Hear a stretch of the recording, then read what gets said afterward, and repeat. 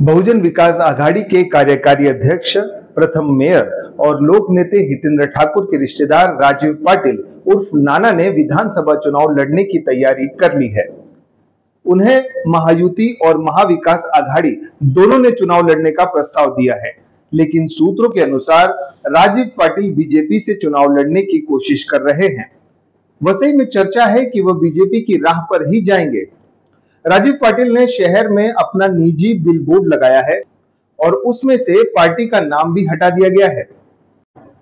नमस्कार, मैं हूं बिलाल शेख और आप देख रहे हैं तहलका न्यूज इंडिया।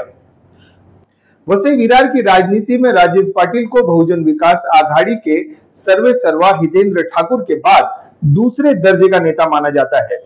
उन्हें वसई विरार नगर निगम के पहले महापौर यानी प्रथम महापौर, एक श्रमिक नेता और वसई के निर्माण आयोग के अग्रणी के रूप में जाना भी जाता है। राजीव पाटिल का वसई विरार शहर में अपना स्वतंत्र साम्राज्य है।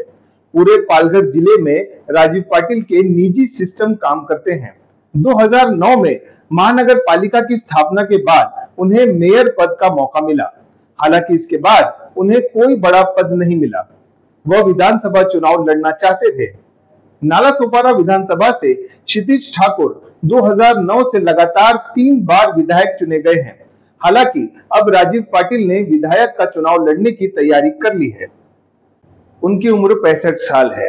यदि यह अवसर चूक जाता है तो अगले 5 वर्षों के बाद 70 वर्ष की आयु के बाद चुनाव लड़ने की संभावना कम हो जाती है।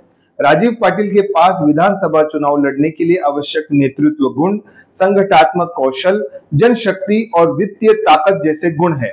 राजीव पाटिल ने कहा है कि वे विधानसभा चुनाव लड़ना चाहते हैं। अगर पार्टी उन्हें टिकट देगी तो वे जरूर चुनाव लड़ेंगे, लेकिन नालासोपारा और वसई ही 2 खुले निर्वाचन क्षेत्र है। इसीलिए राजीव पाटिल को बहुजन विकास आघाड़ी से टिकट मिलने की संभावना कम ही नजर आ रही है। चर्चा है कि राजीव पाटिल ने विधानसभा चुनाव लड़ने के लिए बीजेपी से उम्मीदवारी पाने की कोशिश शुरू कर दी है। समझा यह भी जाता है कि बीजेपी के वरिष्ठ नेताओं के साथ उनकी बैठकें भी संपन्न हो चुकी है। इस संबंध में राजीव पाटिल ने कहा कि मुझे महाविकास आघाड़ी और महायुति सहित सभी दलों ने पेशकश की है, लेकिन मैंने किसी को रिजेक्ट नहीं किया है। फिलहाल शहर में राजीव पाटिल की ओर से नवरात्रि, दिवाली और दशहरे की शुभकामनाओं वाले होर्डिंग लगाए गए हैं। इसमें पार्टी का नाम हटा दिया गया है।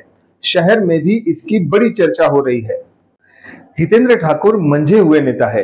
पिछले 40 वर्षों में उन्होंने राजनीति के सभी रूपों का आंकलन किया हुआ है। इसीलिए संभावना ये है कि वे राजीव पाटिल की संभावित बगावत को रोकने के लिए कोई बड़ा कदम जरूर उठाएंगे। एक विकल्प राजीव पाटिल को नामांकित करके उनके विद्रोह को रोकना है। दूसरी ओर महायुति को समर्थन देने और वसई और नालासोपारा दोनों निर्वाचन क्षेत्र को भाजपा से लेने का विकल्प है। इन राजनीतिक घटनाक्रमों की पृष्ठभूमि में लोक नेता हितेंद्र ठाकुर अगले कुछ दिनों में क्या फैसला लेते हैं, इस पर भी नजरें टिकी हुई है। अगर राजीव पाटिल बीजेपी में शामिल होते हैं तो वसई की राजनीति में बड़ा भूचाल आ जाएगा, इतना तो तय है। और आगे जानकारी के लिए हमारे चैनल को लाइक, शेयर और सब्सक्राइब करना न भूलें। अपनी राय कमेंट बॉक्स में जरूर दीजिए और देखते रहिए तहलका न्यूज इंडिया।